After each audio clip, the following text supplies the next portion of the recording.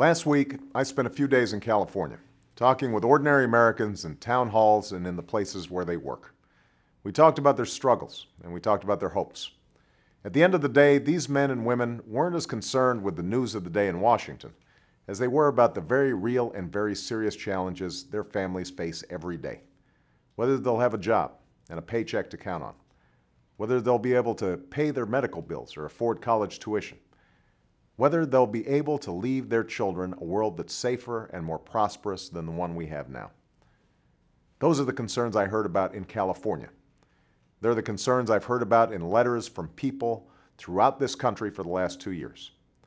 And they are the concerns addressed in the budget I sent to Congress last month. With the magnitude of the challenges we face, I don't just view this budget as numbers on a page or a laundry list of programs. It's an economic blueprint for our future. A vision of America where growth is not based on real estate bubbles or over-leveraged banks, but on a firm foundation of investments in energy, education, and healthcare that will lead to a real and lasting prosperity. These investments are not a wish list of priorities that I picked out of thin air. They're a central part of a comprehensive strategy to grow this economy by attacking the very problems that have dragged it down for too long. The high cost of healthcare and our dependence on foreign oil, our education deficit, and our fiscal deficit. Now, as the House and the Senate take up this budget next week, the specific details and dollar amounts in this budget will undoubtedly change. That's a normal and healthy part of the process. But when all is said and done, I expect a budget that meets 4 basic principles. First, it must reduce our dependence on dangerous foreign oil and finally put this nation on a path to a clean, renewable energy future.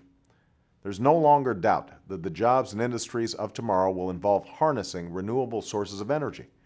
The only question is whether America will lead that future. I believe we can and we will, and that's why we've proposed a budget that makes clean energy the profitable kind of energy, while investing in technologies like wind power and solar power, advanced biofuels, clean coal, and fuel-efficient cars and trucks that can be built right here in America.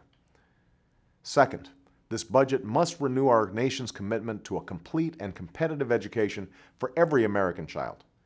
In this global economy, we know the countries that out-educate us today will out-compete us tomorrow, and we know that our students are already falling behind their counterparts in places like China. That's why we have proposed investments in childhood education programs that work, in high standards and accountability for our schools, in rewards for teachers who succeed, and in affordable college education for anyone who wants to go. It is time to demand excellence from our schools so that we can finally prepare our workforce for a 21st century economy. Third, we need a budget that makes a serious investment in healthcare reform. Reform that will bring down costs, ensure quality, and guarantee people their choice of doctors and hospitals. Right now, there are millions of Americans who are just one illness or medical emergency away from bankruptcy. There are businesses that have been forced to close their doors or ship jobs overseas because they can't afford insurance. Medicare costs are consuming our federal budget. Medicaid is overwhelming our state budgets. So to those who say we have to choose between healthcare reform and fiscal discipline, I say that making investments now that will dramatically lower healthcare costs for everyone won't add to our budget deficit in the long term. It's one of the best ways to reduce it.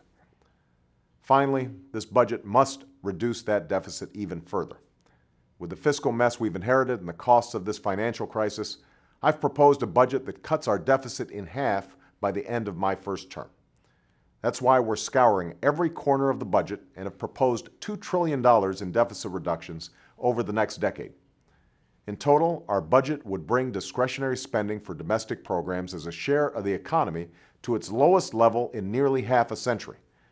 And we will continue making these tough choices in the months and years ahead so that as our economy recovers, we do what we must to bring down this deficit. I'll be discussing each of these principles next week as Congress takes up the important work of debating this budget. I realize there are those who say these plans are too ambitious to enact. To that I say that the challenges we face are too large to ignore. I didn't come here to pass on our problems to the next president or the next generation. I came here to solve them. The American people sent us here to get things done, and at this moment of great challenge, they are watching and waiting for us to lead.